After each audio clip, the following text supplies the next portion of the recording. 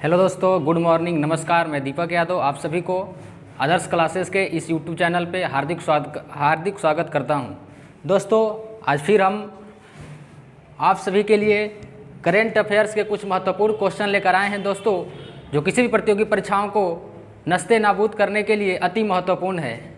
दोस्तों, जो भी आगामी एग्ज़ाम होने वाले हैं उन सभी एग्ज़ामों को नस्ते नाबूद करने के लिए सभी करेंट अफेयर्स जितने भी क्वेश्चन करा रहे हैं वह अति महत्वपूर्ण क्वेश्चन है दोस्तों।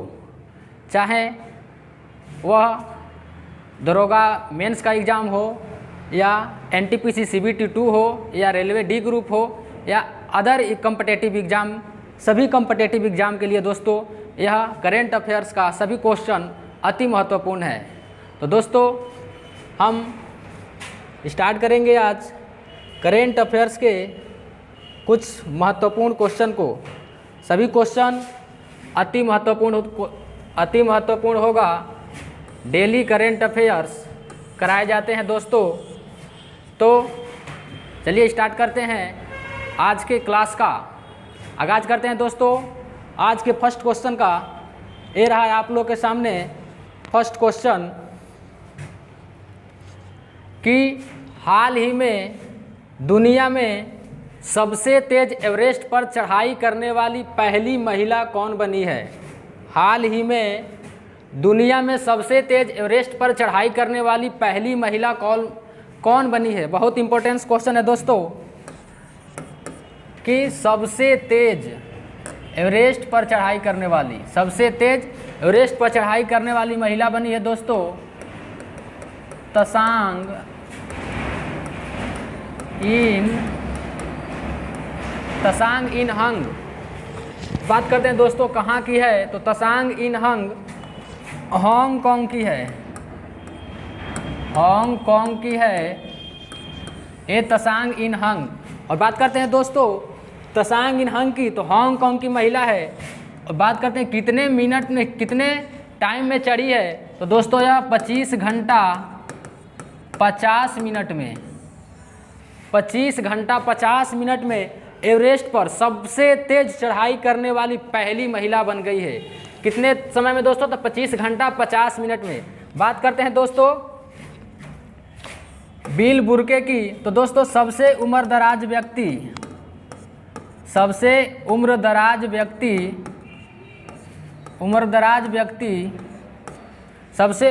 व्यक्ति जिन्होंने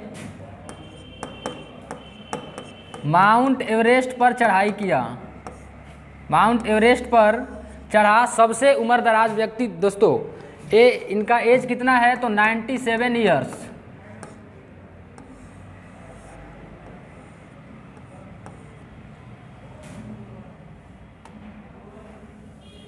दोस्तों यह 67 ईयर्स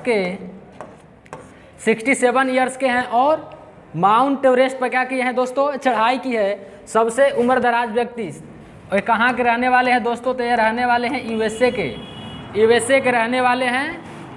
सबसे उम्रदराज व्यक्ति जिन्होंने माउंट एवरेस्ट पर चढ़ाई किया वो है बिल बुर्के। और कितने साल के, तो 67 साल की उम्र में। कहाँ के रहने वाले हैं, तो यूएसए अमेरिका के रहने वाले हैं। बात करते हैं दोस्तों अदिति अशोक गोल्फ से संबंधित है। अदिति अशोक गोल्फ प्लेयर है। अदिति अशोक का संबंध किस खेल से है, तो गोल्फ से। अदिति अशोक गोल्फ से। बात करते हैं दोस्तों भवानी देवी, तो भवानी देवी तलवारबाजी है।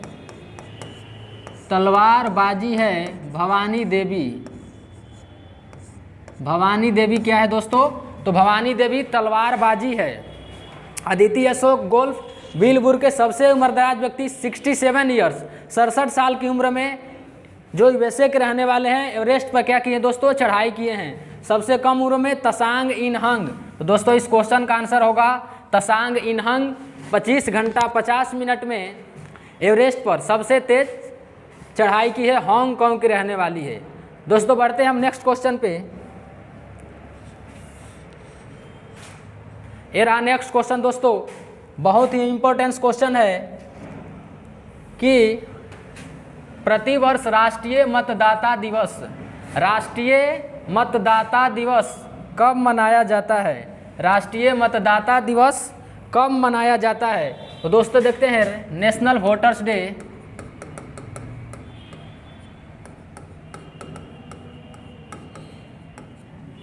नेशनल वोटर्स डे, राष्ट्रीय मतदाता दिवस दोस्तों मनाया जाता है 25 जनवरी को। 25 जनवरी को मनाया जाता है राष्ट्रीय मतदाता दिवस। 25 जनवरी को क्यों मनाते हैं? तो दोस्तों 25 जनवरी 1950 को निर्वाचन आयोग की स्थापना हुई थी। निर्वाचन इलेक्शन कमीशन, निर्वाचन आयोग की स्थापना 25 जनवरी 1950 को निर्वाचन आयोग की स्थापना हुई थी। इसीलिए 25 जनवरी को नेशनल वोटर्स डे, राष्ट्रीय मतदाता दिवस मनाया जाता है। देखते हैं दोस्तों 25 जनवरी 1950। आगे देखते हैं दोस्तों, निर्वाचन आयोग की बात आई तो निर्वाचन आयोग दोस्तों, निर्वाचन आयोग यह 324 अनुच्छेद में है। 324 अनुच्छेद में है। कौन सा अनुच्छेद में? तो निर्वाचन आयोग 324 अनुच्छेद में बात करते हैं दोस्तों। भाग कौन सा है? तो 15, भाग 15 में निर्वाचन आयोग की क्या है? चर्चा है। भाग कौन सा? भाग 15। अनुच्छेद पूछे तो 324 अनुच्छेद में निर्वाचन आयोग। स्थापना की बात किया जाए तो 25 जनवरी 1950। आगे देखते हैं दोस्तों, निर्वाचन आयोग तो आगे देखते हैं दोस्तों, निर्वाचन आयोग की तो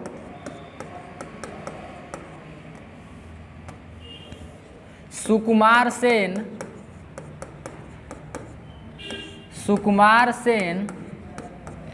को पहले निर्वाचन आयुक्त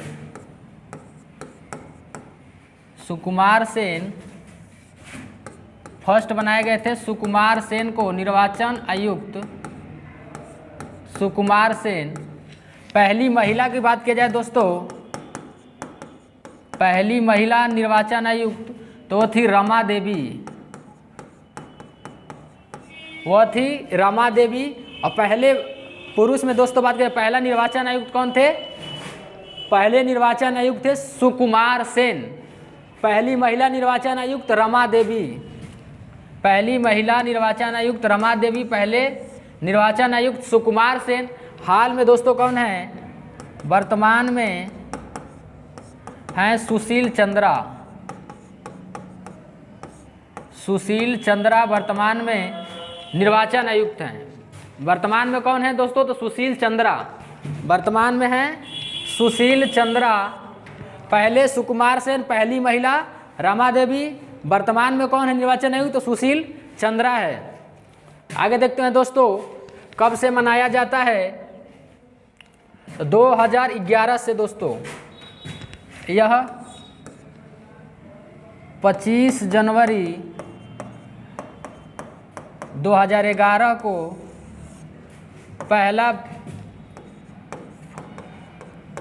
पहला मतदाता दिवस मनाया गया था। मतदाता दिवस मनाया गया था, पहला मतदाता दिवस, पहला मतदाता दिवस दोस्तों 25 जनवरी 2011 को मनाया गया था। यह अब की बार यह 12वां बार मनाया गया, 12वां संस्करण था। बात करते हैं दोस्तों इसके थीम को, इसका थीम क्या रहा? थीम 2022 निर्वाचन आयोग का तो चुनावों को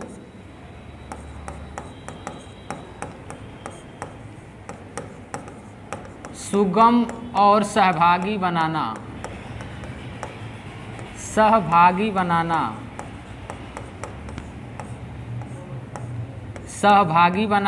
2022 मतदाता दिवस का 2022 का थीम क्या था दोस्तों? चुनावों को सुगम और सहभागी बनाना थीम था। आगे देखते हैं दोस्तों, 24 जनवरी को मनाया जाता है राष्ट्रीय बालिका दिवस। 24 जनवरी को राष्ट्रीय बालिका दिवस, राष्ट्रीय बालिका दिवस मनाया जाता है।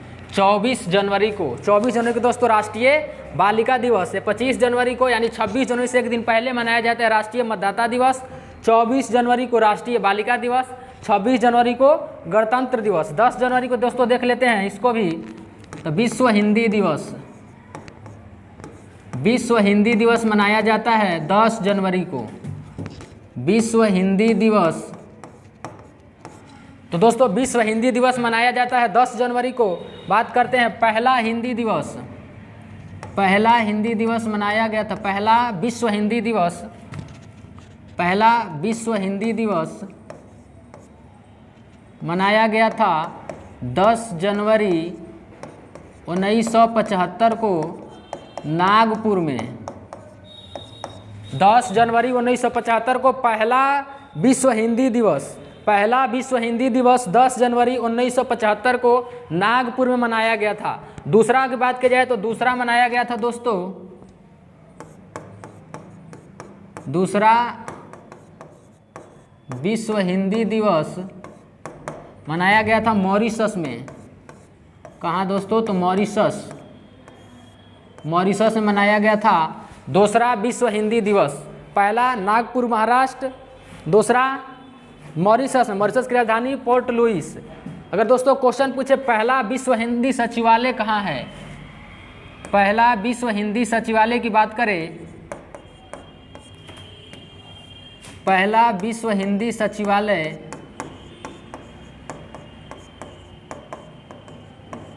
हिंदी सचिवालय, पहला विश्व हिंदी सचिवालय कहाँ है दोस्तों? तो मॉरिशस में है, मॉरिशस में है पहला विश्व हिंदी सचिवालय। ये रहा दोस्तों बहुत ही इंपॉर्टेंट क्वेश्चन। इस क्वेश्चन का आंसर क्या हो जाएगा दोस्तों? तो 25 जनवरी, 25 जनवरी इस क्वेश्चन का क्या होगा? आंसर होगा। अब बढ़ते हैं दोस्तों नेक्स्ट क्वेश्चन पे। ये रहा नेक्स्ट क्वेश्चन। 19 जनवरी को किस राज्य में कोकबोरोक दिवस, कौन सा दिवस दोस्तों? तो कोकबोरोक दिवस मनाया जाता है, कोकबोरोक दिवस मनाया जाता है। बहुत अच्छा क्वेश्चन, कोकबोरोक दिवस देख लेते हैं दोस्तों।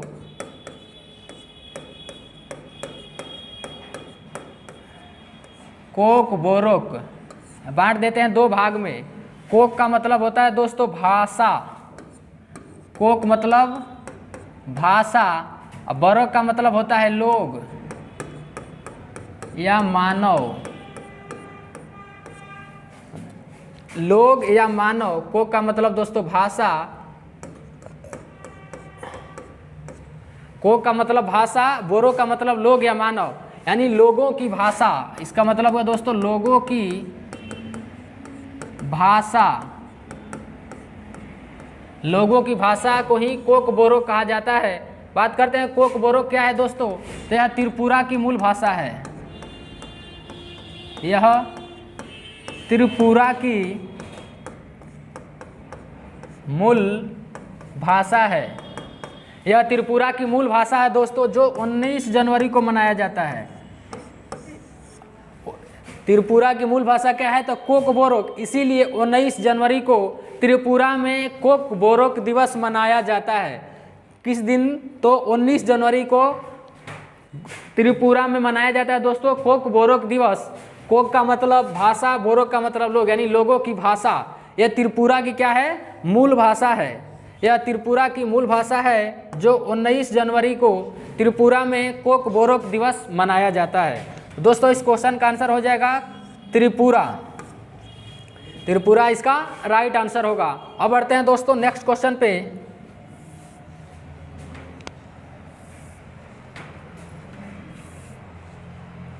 ये रहा दोस्तों नेक्स्ट क्वेश्चन कि जनवरी 2022 में किसने सार कार्यक्रम शुरू किया है? कौन सा कार्यक्रम? सार कार्यक्रम जनवरी 2022 में किसने शुरू किया है? सार कार्यक्रम 2022 में किसने शुरू किया है दोस्तों? देख लेते हैं सार कार्यक्रम। तो सार कार्यक्रम स्मार्ट सिटी मिशन के द्वारा, स्मार्ट सिटी मिशन के द्वारा शुरू किया गया है। स्मार्ट सिटी मिशन के द्वारा। सार के मुख्यालय, सार का हेडक्वार्टर देखें तो दोस्तों फिलीपींस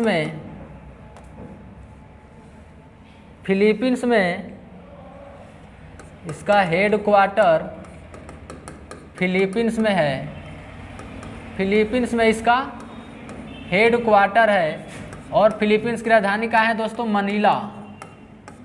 मनीला इसकी राजधानी है फिलीपींस की। तो दोस्तों इस क्वेश्चन का आंसर होगा smart city mission. Smart city mission के द्वारा सार्ज कार्यक्रम शुरू किया गया है। देख लेते हैं दोस्तों, DRDO, इसकी स्थापना 1 जनवरी 1958 को इसकी स्थापना होती है। बात करते हैं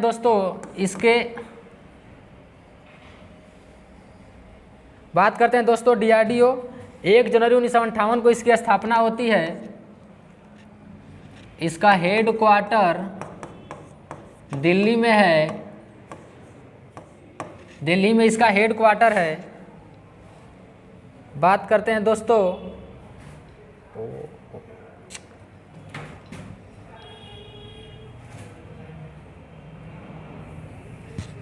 दोस्तों सार कार्यक्रम है smart city mission. Smart city mission के द्वारा जारी किया गया है सार्ज कार्यक्रम। सार कार्यक्रम जारी किया गया है। सार की मुख्यालय की बात करें दोस्तों तो फिलीपींस मनीला। फिलीपींस मनीला राजधानी इसकी कहाँ है? मनीला। फिलीपींस मनीला में इसका क्या है दोस्तों? तो हेड क्वार्टर है। हेड क्वार्टर इसका फिलीपींस मनीला में है। तो इस क्वेश्चन का आंसर होगा दोस्तों स्मार्ट सिटी मिशन। DRDO की स्थापना 1 जनवरी 1958। इसका हेड क्वार्टर की बात किया जाए तो दिल्ली में होगा। बात करते हैं दोस्तों इसके अध्यक्ष कौन है? तो G सतीश रेड्डी।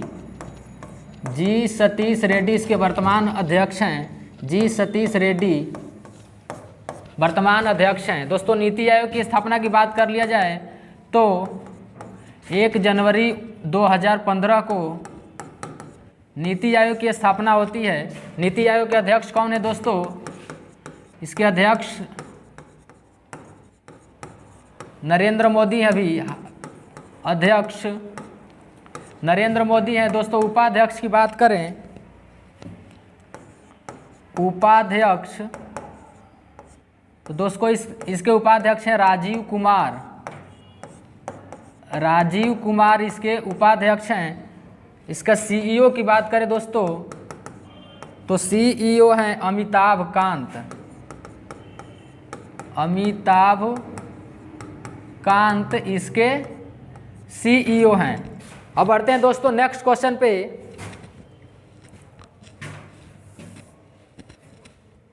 ये रहा नेक्स्ट क्वेश्चन। हाल ही में अमेरिकी सिक्के पर दिखाई देने वाली पहली अश्वेत महिला कौन बनी है? पहली अश्वेत महिला। देखते हैं दोस्तों, हाल ही में अमेरिकी सिक्के पर अश्वेत महिला की बात किया जाए, अश्वेत महिला, तो अश्वेत महिला दोस्तों बनी है माया एंजेलो।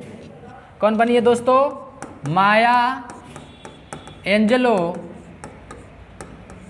माया एंजेलो अमेरिकी सिक्के पर, कौन सिक्के पर दोस्तों?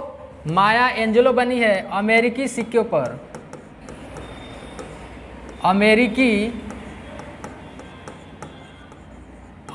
सिक्कों पर दिखाई देने वाली पहली अश्वेत महिला बनी है, वह है माया एंजेलो। देखते हैं दोस्तों, माया एंजेलो एक लेखिका है। माया एंजेलो क्या है? एक लेखिका है और एक सामाजिक कार्यकर्ता भी हैं। यह माया एंजेलो एक लेखिका हैं और एक सामाजिक कार्यकर्ता भी हैं। तो दोस्तों इन्हीं के दोस्तों तो 2021 में तो अमेरिकी सरकार ने दोस्तों 1/4 25 सेंट यानी 1/4 सिक्कों पर, अमेरिका में 1/4 सिक्कों पर कितने दोस्तों? तो अमेरिका में 1/4 सिक्कों पर इनका माया एंजेलो का सिक्कों पर 1/4 सिक्कों पर दिखाई दिए। कितने सिक्कों पर दोस्तों? तो 1/4 सिक्कों पर दिखाई दी हैं। कौन? माया एंजेलो, जो एक सामाजिक कार्यकर्ता और एक लेखिका हैं। तो दोस्तों इसका आंसर होगा माया एंजेलो, जो अमेरिका की हैं। आगे देखते हैं दोस्तों, कमला हैरिस तो पता ही है, उपराष्ट्रपति हैं अमेरिका की।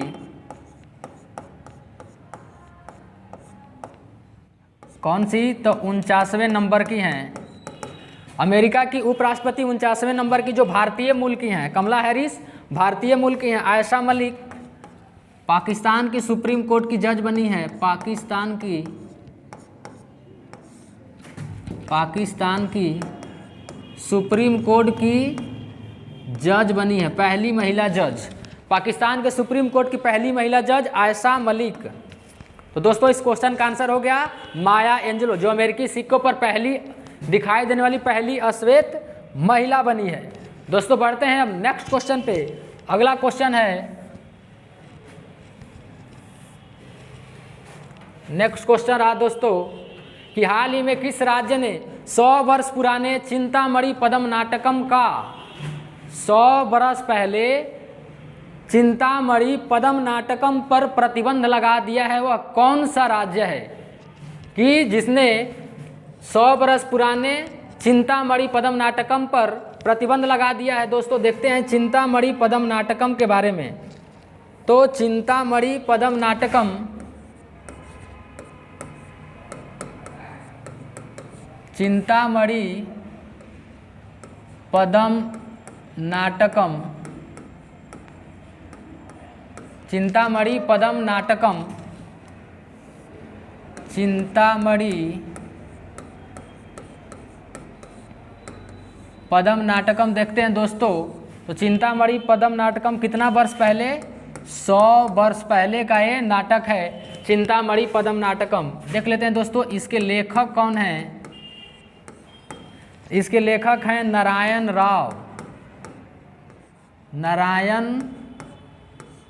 राव इसके क्या हैं? लेखक हैं। नारायण राव दोस्तों इसके लेखक हैं। किसका? चिंतामणि पद्म नाटकम का लेखक नारायण राव है। 100 वर्ष पहले का ये नाटक है दोस्तों। यह कहाँ का नाटक है दोस्तों? तो यह आंध्र प्रदेश का यह नाटक है, चिंतामणि पद्म नाटकम। आंध्र प्रदेश का यह क्या है दोस्तों? नाटक है। इस पे विशेष समुदाय के लोगों ने विशेष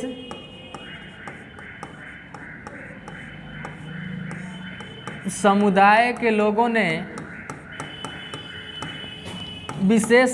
लोगों ने आपत्ति दर्ज किया था, आपत्ति लगाया था। विशेष समुदाय के लोगों ने दोस्तों इस पे क्या कर दिया? आपत्ति लगा दिया, आपत्ति दर्ज करा दिया। इसलिए इस चिंतामणि पद्म नाटकों पर क्या लगा दिया गया है? फिलहाल अब इस नाटक पर बैन लगा दिया गया है दोस्तों। इस नाटक पे क्या लगा दिया गया है? बैन लगा दिया गया है, यानी प्रतिबंध लगा दिया गया है। इस नाटक पे बैन लगा दिया गया है। यह नाटक कौन सा रहा दोस्तों? तो चिंतामणि पद्म नाटकम 100 वर्ष पहले का है, आंध्र प्रदेश का नाटक है। आंध्र प्रदेश सरकार ने इस पे क्या लगा दिया है? प्रतिबंध लगा दिया है। इसके लेखक नारायण राव। क्यों लगाया गया बैन दोस्तों? तो विशेष समुदाय के लोगों द्वारा इस नाटक पे आपत्ति। क्यों? तो इसके संवाद और चित्रण पे, इसके संवाद और चित्रण को मद्देनजर रखते हुए, संवाद और चित्रण को नज़र में रखते हुए, मद्देनजर रखते हुए इस पे क्या लगा दिया गया? बैन लगा दिया गया दोस्तों। तो इस क्वेश्चन का आंसर होगा आंध्र प्रदेश। आंध्र प्रदेश इस क्वेश्चन का आंसर होगा। बढ़ते हैं नेक्स्ट क्वेश्चन पे। अगला क्वेश्चन रहा दोस्तों, ये रहा नेक्स्ट क्वेश्चन। नेक्स्ट क्वेश्चन है दोस्तों कि जनवरी 2022 में किसने डिजिटल भुगतान सूचकांक जारी किया है? बात करते हैं डिजिटल भुगतान सूचकांक की। तो दोस्तों डिजिटल भुगतान सूचकांक हाल ही में जनवरी 2022 में जारी किया है आरबीआई ने डिजिटल भुगतान सूचकांक जारी किया है। डिजिटल भुगतान सूचकांक जारी किया है? आरबीआई। तो इस क्वेश्चन का दोस्तों आंसर होगा आरबीआई। देखते हैं आरबीआई पहले इसका इस सूचकांक में इंडेक्स पहले था दोस्तों 207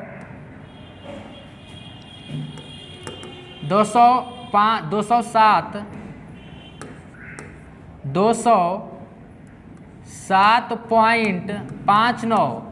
लेकिन दोस्तों मार्च 2021 में हो गया दोस्तों 270.79 दोस्तों हो गया है। यह इंडेक्स में 2021 में कितना इंडेक्स है? तो डिजिटल भुगतान सूचकांक पहले एक साल पहले था दोस्तों 207.5, लेकिन दोस्तों 2021 में कितना हो गया? 270.79। तो दोस्तों जारी कौन करता है? आरबीआई के द्वारा। आरबीआई के इसमें 5 मापदंड हैं, 5 व्यापक मापदंड इसमें शामिल है। 5 व्यापक मापदंड इसमें दोस्तों किसने? आरबीआई के 5 व्यापक मापदंड शामिल है जो डिजिटल भुगतान सूचकांक को क्या करते हैं? जारी किया जाता है दोस्तों। तो 2021 में कितना? 270.79 जारी किया जाता है आरबीआई के द्वारा। आरबीआई इसका करेक्ट आंसर होगा। सेबी की देख लेते हैं दोस्तों। सेबी की स्थापना 1988 में। सेबी की स्थापना 1988 में। सेबी का मुख्यालय मुंबई में है। मुंबई में इसका मुख्यालय है।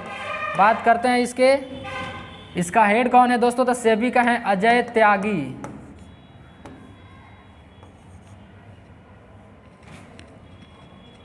1988 में इसकी स्थापना।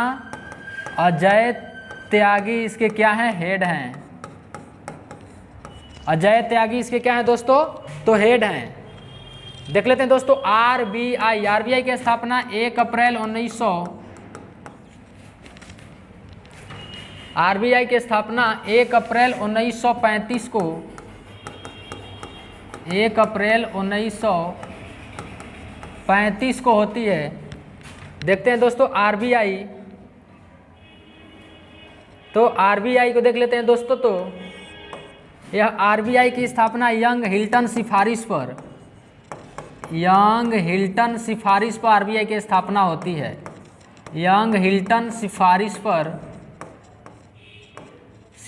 पर आरबीआई की स्थापना होती है दोस्तों। अधिनियम कौन सा? तो 1934 के एक्ट के तहत 1935 में आरबीआई की स्थापना होती है। आगे देखते हैं दोस्तों इसका राष्ट्रीयकरण कब हुआ था? राष्ट्रीयकरण 1/1/1949 को आरबीआई का राष्ट्रीयकरण हुआ था।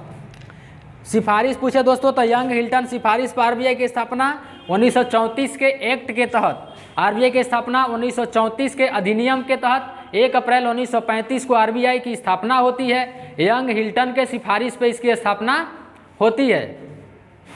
आरबीआई का मुख्यालय की बात करें तो दोस्तों मुंबई में इसका मुख्यालय है। अभी आरबीआई के फर्स्ट दोस्तों पहला इस वित्त आयोग कौन थे? पहला जो गवर्नर थे वह थे ओसबर्न स्मिथ। पहला गवर्नर ओसबर्न स्मिथ। पहला भारतीय गवर्नर सीडी देशमुख। पहला भारतीय गवर्नर की बात की जाए दोस्तों तो सीडी देशमुख इसके पहले भारतीय गवर्नर थे। और पहले गवर्नर ओसबर्न स्मिथ। और हाल में कौन है दोस्तों? वर्तमान में है एनके सिंह। एनके सिंह वर्तमान में है। एनके सिंह वर्तमान में गवर्नर हैं। एनके सिंह गवर्नर हैं। कौन सा नंबर के दोस्तों गवर्नर हैं? तो ये 15वें नंबर का गवर्नर। पहले की बात की जाए ओसबर्न स्मिथ, पहले भारतीय सीडी देशमुख, वर्तमान में एनके सिंह। बढ़ते हैं दोस्तों नेक्स्ट क्वेश्चन पे। अब ये रहा नेक्स्ट क्वेश्चन कि हाल ही में चींटी की नई प्रजाति यूकेरिया जोशी की खोज किस राज्य में की गई है? यूकेरिया जोशी जो चींटी का एक प्रजाति है, यह हाल ही में किस राज्य में खोजी गई है? बहुत अच्छा क्वेश्चन है दोस्तों। यूकेरिया जोशी। कौन? यूकेरिया जोशी। देख लेते हैं यूकेरिया जोशी। तो दोस्तों यूकेरिया जोशी जो चींटी की प्रजाति है, यह केरल राज्य के पेरियार बाघ अभ्यारण्य, पेरियार बाघ अभ्यारण्य कहाँ है दोस्तों? तो केरल में। यह पेरियार बाघ अभ्यारण्य के पेरियार बाघ अभ्यारण्य में ही यूकेरिया जोशी की एक नई प्रजाति पाई गई है। तो इसका आंसर हो जाएगा Kerala, Eukarya Joshi. Eukarya Joshi, Eukarya Joshi है, पाई गई है पेरियार बाघ अभ्यारण्य, पेरियार बाघ अभ्यारण्य में, पेरियार बाघ अभ्यारण्य में यह पाई गई है। दोस्तों पेरियार बाघ अभ्यारण्य में यूकेरिया जोशी पाई गई है कहाँ? केरल में। केरल में इस यूकेरिया, एक और प्रजाति इसका है यूकेरिया डाकेमरा, यूकेरिया, यूकेरिया डाकेमरा, यूकेरिया डाकेमरा एक ये भी प्रजाति है चींटी की। उस समय दो प्रजाति खोजी गई दोस्तों, एक प्रजाति यूकेरिया जोशी, दूसरी प्रजाति है यूकेरिया डाकेमरा। ये भी कहाँ पाई गई है? तो केरल में। तो दोस्तों क्वेश्चन में यूकेरिया जोशी आए या यूकेरिया डाकेमरा आए, दोनों खोजी गई है केरल में ही, और केरल के पेरियार बाघ अभ्यारण्य में पाई गई है। दोस्तों बढ़ते हैं अब नेक्स्ट क्वेश्चन पे और देख लेते हैं महाराष्ट्र में क्या है? तो सिस्टूरा पक्षी, सिस्टूरा मछली, सिस्टूरा मछली, सिस्टूरा मछली कहाँ पाई गई दोस्तों? महाराष्ट्र। सिस्टूरा मछली महाराष्ट्र में। असम में दोस्तों मंदारिन बत्तख, असम में मंदारिन बत्तख,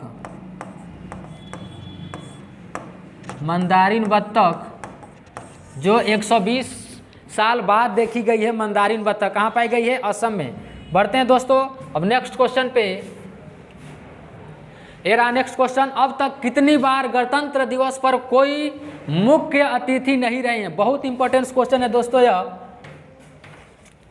बहुत ही इंपॉर्टेंट क्वेश्चन है कि अब तक कितनी बार, अब तक कितनी बार भारत में, अब तक कितनी बार, अब तक कितनी बार भारत में कोई मुख्य अतिथि नहीं रहे हैं? अब तक कितनी बार भारत में कोई मुख्य अतिथि नहीं रहे हैं? बहुत अच्छा क्वेश्चन है दोस्तों। मुख्य अतिथि नहीं रहे हैं किस दिवस पर दोस्तों? तो गणतंत्र दिवस पर। बहुत ही अच्छा क्वेश्चन है, देख लेते हैं इसको।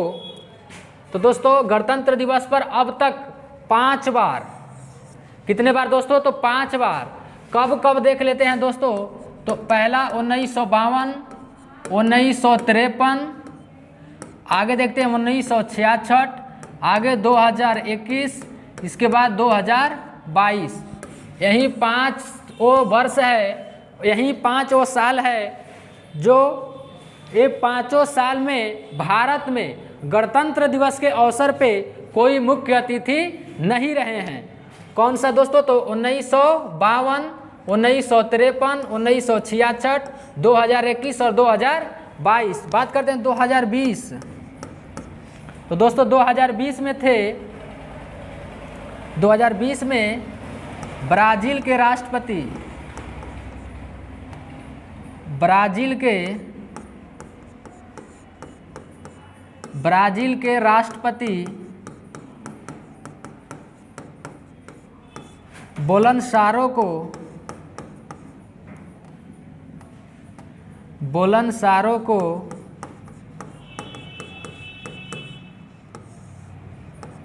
ब्राज़ील के राष्ट्रपति बोलसोनारो आए थे मुख्य अतिथि के रूप में 2020 में। बात करते हैं 2022 की दोस्तों। तो 2022 में मध्य एशियाई देश को बुलाया गया था। मध्य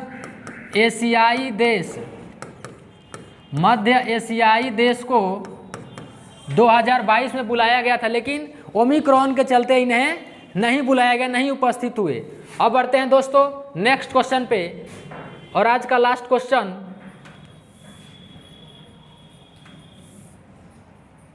ये रहा दोस्तों कि चर्चा में रहा TOI 2180 क्या है। चर्चा में रहा TOI 2180 क्या है। ये बहुत ही अच्छा क्वेश्चन है दोस्तों कि चर्चा में रहा TOI 2180B, यहाँ पे 2180B रहेगा दोस्तों। तो देखते हैं TOI 2180B। तो दोस्तों यह एक गैसीय ग्रह है, एक गैसीय ग्रह है। TOI एक गैसीय ग्रह है। यह दोस्तों जुपिटर बृहस्पति के समान है। किसके समान है दोस्तों? तो इसको नोट कर लेते हैं कि बृहस्पति के समान है। यह बृहस्पति के जुपिटर के समान है। बृहस्पति जुपिटर के समान है। TOI 2180B। यह क्या है दोस्तों? एक गैसीय ग्रह है। यह जुपिटर के समान है। बात करते हैं दोस्तों, ये जो एक्सोप्लैनेट है, यह जो एक्सोप्लैनेट है, गैसीय ग्रह है, इसका द्रव्यमान सूर्य के द्रव्यमान के क्या है? बराबर है। इसका द्रव्यमान सूर्य के द्रव्यमान के बराबर है। दोस्तों बात करते हैं इसके बारे में, तो इसका तापमान 170 डिग्री फ़ारेनहाइट है। इसका तापमान है 170 डिग्री फ़ारेनहाइट। बात करते हैं दोस्तों 170 डिग्री फ़ारेनहाइट या 76 डिग्री सेल्सियस इसका क्या है? टेम्परेचर है। किसका? तो TOI 2180B का यह क्या है? गैसीय ग्रह है। दोस्तों इसकी खोज किसने किया है? तो इसका नामकरण अमेरिका अंतरिक्ष एजेंसी, अमेरिका की एक कंपनी है, अमेरिका के नासा अंतरिक्ष एजेंसी ने, अमेरिका के नासा अंतरिक्ष एजेंसी ने, नासा अंतरिक्ष एजेंसी, अमेरिका के नासा अंतरिक्ष एजेंसी के द्वारा इसका नामकरण किया गया है। तो दोस्तों यह TOI 2180B एक गैसीय ग्रह है जिसका नामकरण अमेरिका के अंतरिक्ष एजेंसी के द्वारा, नासा अंतरिक्ष एजेंसी कौन है? तो नासा है, वहीं इसका नामकरण किया है। यह किसके समान है? तो जुपिटर बृहस्पति के समान है। दोस्तों बात करते हैं इसका द्रव्यमान, तो इसका द्रव्यमान, यह एक्सोप्लैनेट का द्रव्यमान सूर्य के द्रव्यमान के बराबर है। और यह दोस्तों इसका टेम्परेचर 170 डिग्री फ़ारेनहाइट या 76 डिग्री सेल्सियस है। दोस्तों धरती पर या सौरमंडल में इससे ज़्यादा तापमान किसी का नहीं है। किसी भी सब ग्रहों से, सौरमंडल जितने भी ग्रह हैं सभी ग्रहों से इसका तापमान अधिक है। तो दोस्तों ये रहा TOI 2180B, यह एक गैसीय ग्रह है। क्या है दोस्तों? तो इसका राइट आंसर होगा यह एक गैसीय ग्रह है। दोस्तों बहुत ही इंपॉर्टेंट क्वेश्चन है यह। दोस्तों आज का क्लास खत्म, फिर मिलते हैं नेक्स्ट क्लास में। जय हिंद दोस्तों।